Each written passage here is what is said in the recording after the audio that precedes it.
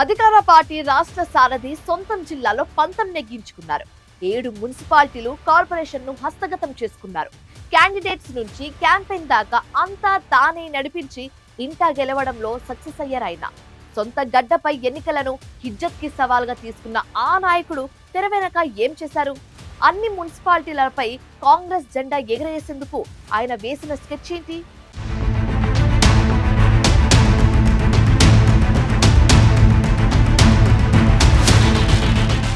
ఉమ్మడి నిజామాబాద్ జిల్లాలో 7 మున్సిపాలిటీలతో పాటు కార్పొరేషన్ పీఠాన్ని కాంగ్రెస్ పార్టీ కైవసం చేసుకుంది.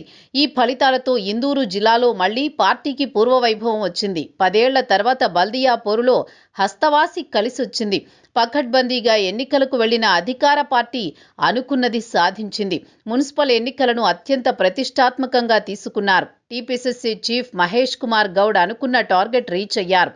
జిల్లాలో ఏ ఒక్క మున్సిపాలిటీ ప్రతిపక్షానికి దక్కకుండా జాగ్రత్త పడ్డారు. మున్సిపల్ ఎన్నికలకు బీజేపీ, బీఆర్ఎస్ ముందుగానే అభ్యర్థులను ప్రకటించాయి. కానీ కాంగ్రెస్ మాత్రం చివరిదాకా అభ్యర్థులను ప్రకటించలేదు. సర్వేలు, క్యాండిడేట్లు, బలాబలాలు, కుల సమీకరణాలు, రెబల్స్ కి బుజ్జగింపులు, ఇలా ప్రతి విషయంలో మహేష్ గౌడ్ ఒక పక్కా ప్రణాళికతో ముందుకెళ్లారు. మున్సిపల్ ఎన్నికల్లో పోటీ చేసే అభ్యర్థుల ఎంపిక విషయంలో ఎన్ని ఒత్తిళ్లొచ్చినా తన వ్యూహం ప్రకారమే ముందుకెళ్లారు పీసీసీ చీఫ్. గెలుపు గుర్రాలపైనే దృష్టి పెట్టారు. అభ్యర్థుల ఎంపికలో ఆచితూచి వ్యవహరించారు. టికెట్ల విషయంలో పార్టీ నేతలు ఎంత ఒత్తిడి తెచ్చినా డోంట్ కేర్ అన్నారాయన. సర్వేల ఆధారంగానే అభ్యర్థుల ఎంపిక చేశారు. చివరి నిమిషం దాకా సర్వేలు చేసి వచ్చిన రిపోర్ట్ ఆధారంగానే అభ్యర్థులకు బీఫామ్లు ఇచ్చారట మహేష్ గౌడ్.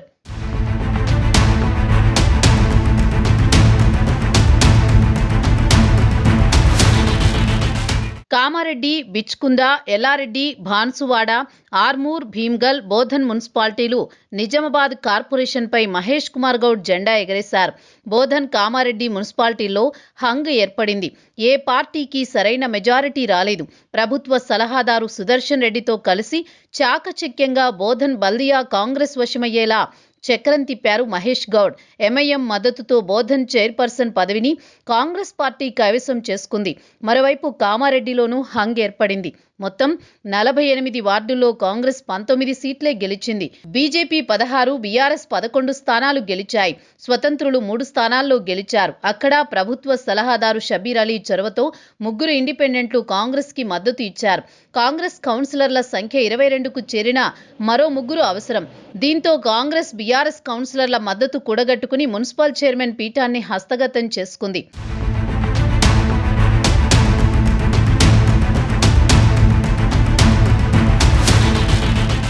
నిజామాబాద్ నగర మేయర్ విషయంలో కూడా హంగ్ పరిస్థితులే కనిపించాయి.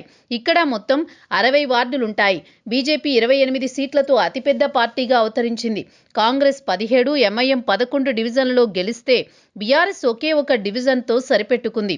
ఏ పార్టీకి స్పష్టమైన మెజారిటీ రాకపోవడంతో రంగంలోకి దిగిన మహేష్ గౌడ్ ఎంఐఎంని కలుపుకున్నారు. బీఆర్ఎస్ కార్పొరేటర్ మద్దతు కూడా తీసుకుని మేయర్ పీఠం దక్కించుకోవటంలో సక్సెస్ అయ్యారు. అయితే మేయర్ అభ్యర్థి సమంతరెడ్డి ఓటమితో మేయర్ సీటును బీసీలకు కేటాయించాల్సి వచ్చింది. సామాజిక సమీకరణాలతో తన శిష్యుడు కరాటే రమేష్ సతీమణి కూరగాయల ఉమారానికి మేయర్ పదవి కట్టబెట్టారు టీపీసీసీ చీఫ్. సొంత గడ్డపై హంగున్న చోట్ల కూడా మహేష్ కుమార్ గౌడ్ చక్రం తిప్పారు. చివరికి సక్సెస్ అయ్యారు. ఇక రానున్న జెడ్పీటీసీ, ఎంపీటీసీ ఎన్నికల్లో మహేష్ మార్క్ ఎలా ఉంటుందోనని అంతా ఆసక్తిగా చూస్తున్నారు.